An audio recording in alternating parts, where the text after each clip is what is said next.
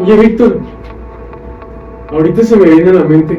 ¿Tú te has preguntado cómo podríamos hablarles a las personas sobre la existencia de Dios? Pero sin mencionar pues todas esas cosas como, pues sí, de citas bíblicas o utilizar la Biblia como un fundamento. ¿Se te viene a la mente algo? Fíjate que yo también tenía esa pregunta porque puede ser algo complicado. Yo también me estaba preguntando sobre cómo podemos definir a Dios o cómo podemos decir qué es Dios, quién es Dios.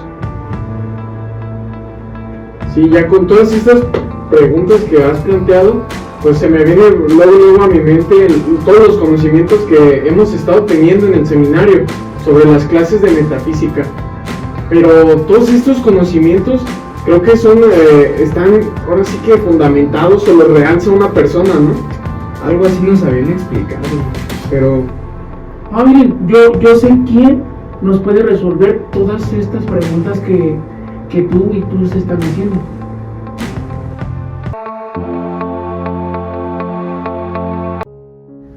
Hola, soy Santo Tomás de Aquino.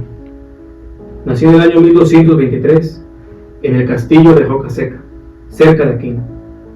Pertenecía a una de las familias más antiguas de Italia, llamada los Condes de Aquino. A la edad de 5 años, fui enviado por mis papás al monasterio de Montecassino, donde recibí mis primeros estudios. Fui a Nápoles, en donde cursé humanidades y filosofía. Fui recibido en la Orden de Santo Domingo, mejor conocida como la Orden de los Predicadores, en 1244. A pesar de que mi familia no quisiera, fui trasladado en 1246 por el maestro general de la Orden a París, en donde recibí lecciones de Alberto Magno, quien después sería un santo de la Iglesia Católica. En 1265, cuando fue elegido el Papa Clemente IV, di comienzo a la escritura de una de mis más grandes obras, la Suma Teológica. Enseñé en Orvieto, en Viterbo y en Roma.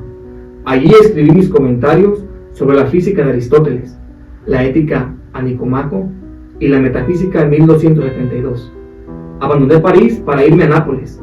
Ahí rechacé el arzobispado de Milán para ocupar una cátedra en teología que jamás abandoné hasta el día de mi muerte.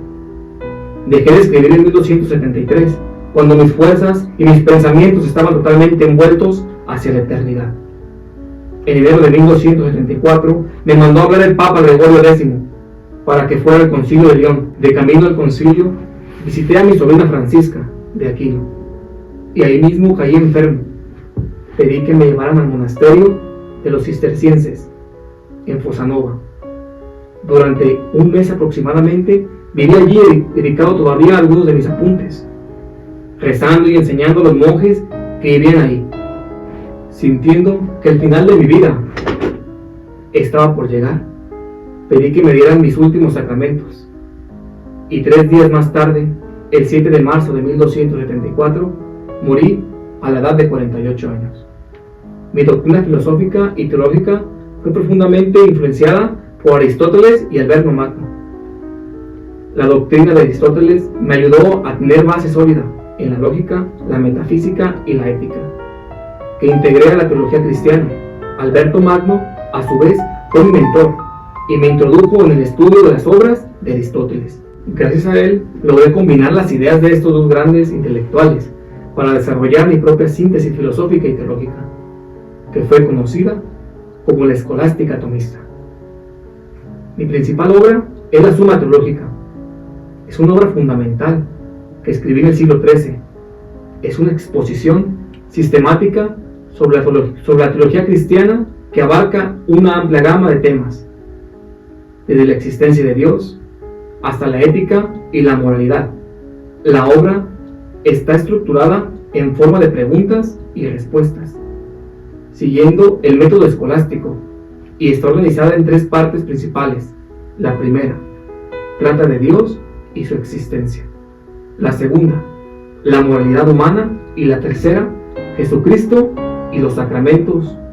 La Suma Teológica es reconocida más por la profundidad intelectual, el rigor lógico y su influencia duradera en la teología cristiana. También tengo otras obras importantes. Mis primeros escritos fueron Tratado de Ente y Esencia, y de principio naturi. También de esta misma época data la obra de las cuestiones llamada Dispute de Veritate, la suma contra los gentiles, la escribí en 1259, como también la obra Las cuestiones de ánima. En 1269 escribí De Virtutibus, los comentarios del Evangelio de Juan y las epístolas de Pablo, y también el comentario que no puede acabar sobre Periermenias.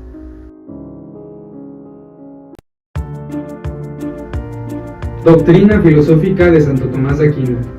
Primer punto de la doctrina de Santo Tomás, la metafísica. La metafísica es la rama de la filosofía que estudia el ser en cuanto que es y todo lo que se relaciona con él. Pero, ¿qué es el ser? Santo Tomás llama al ser como el primum cogitum, o sea, lo primero que es conocido. Lo define como todo lo que existe. Se halla en el origen de las cosas. La afirmación del ser nos lleva a afirmar que todo lo que existe, y esto a su vez nos lleva a afirmar que el ser puede ser conocido a través de la inteligencia humana. Con esto podemos llegar a la definición de ente, que es aquello que es, o sea, que tiene el ser. Santo Tomás divide el ente en dos tipos, lógico y real. El lógico es aquel ente que existe en la mente solamente, y real es aquel que existe en la realidad, o sea, fuera de la mente.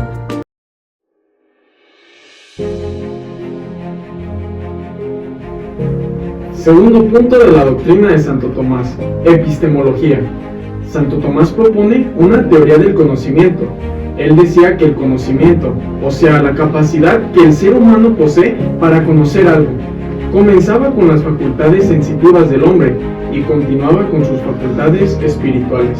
Las facultades sensitivas son los principios inmediatos de nuestras operaciones, o sea, de donde parten todas nuestras acciones y operaciones, el origen de lo que hacemos. Según Santo Tomás, estas facultades se dividen en tres: vegetativas, sensitivas e intelectuales.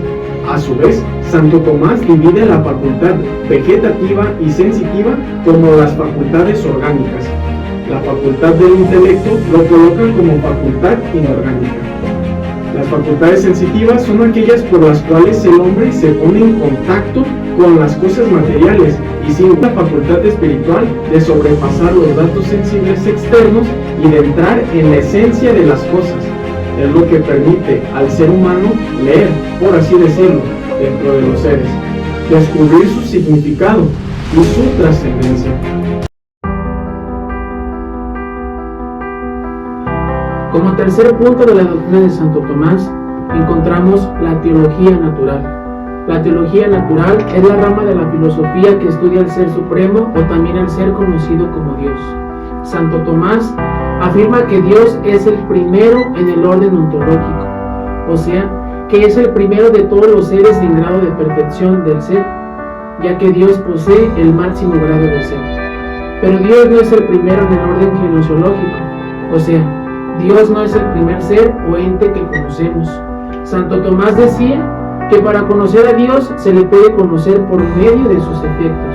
Es por eso que Santo Tomás propone 5 vías a posteriori para probar que Dios existe. Vía número 1, vía del cambio o del movimiento. Nos habla de que todo lo que se mueve es movido por otro.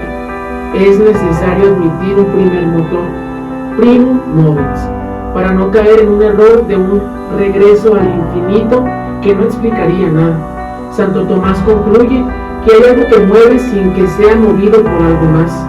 Hay una causa primera del movimiento, algo que esté en puro acto sin estar en potencia. Santo Tomás lo llama acto puro, algo que sea inmutable. A esta primera causa del movimiento Santo Tomás la llama Dios. Vía número 2, la vía de la causa eficiente. Nos habla de que ninguna cosa puede ser causa de sí misma. Con esto, Santo Tomás deduce que debe existir una causa primera encausada, que produzca sin ser producido.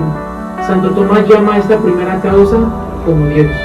De igual manera, advierte que no se debe caer en el error de pensar que no hay causa primera, porque de ser así no habría causas intermedias ni finales. Se caería en un absurdo.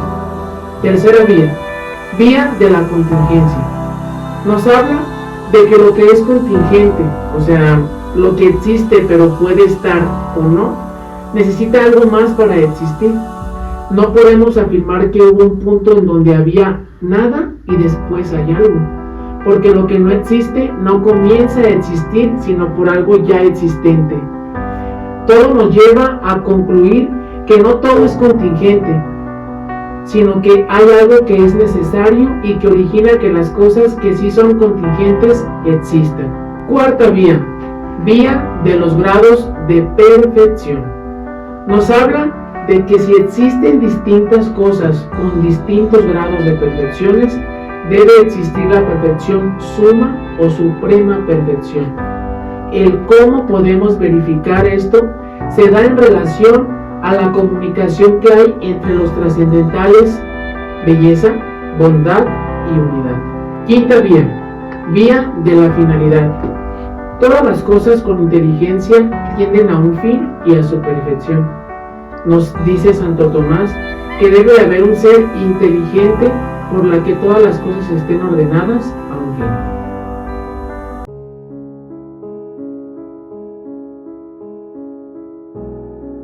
Actualmente hay una fuerte vigencia sobre mi pensamiento. Sin embargo, no siempre fue así. Posterior a mi muerte, hubo una fuerte oposición a mi doctrina filosófica, en especial por parte de los frailes franciscanos, quienes tendían una filosofía agustiniana y por tanto de carácter platónico. Pronto estas divisiones se harían a un lado un poco después de mi canonización, que fue en 1323. Presidida por el Papa Juan XXII, mi corriente de pensamiento fue aumentando dentro de los frailes dominicos, orden a la que pertenecía, y poco tiempo después se extendió fuera de esta orden. Sin embargo, con el aumento de corrientes filosóficas en la Edad Moderna que eran ajenas al pensamiento medieval, escolástico, mi corriente de pensamiento fue sucumbiendo. No fue hasta 1879 en donde el Papa León XIII sacaría la encíclica Eterni Patris, en donde defiende mi pensamiento y lo coloca como el más adecuado al cristianismo. Fue ahí cuando mi corriente filosófica volvería a surgir. Hoy en día, gracias a mis aportaciones, fui declarado patrono de las universidades, escuelas e institutos católicos. Mi doctrina y principios fueron establecidos en centros de formación para los futuros sacerdotes, al igual que en la mayor parte del catecismo de la Iglesia Católica, que es el libro en donde se recopila la fe de la Iglesia Católica. Sin duda alguna, yo, Santo Tomás, uno de los grandes santos de la Iglesia Católica y uno de los más grandes hombres que se ha caracterizado por su gran intelecto, su capacidad de razonamiento y de formulación de ideas en favor del conocimiento del hombre, del mundo y de Dios.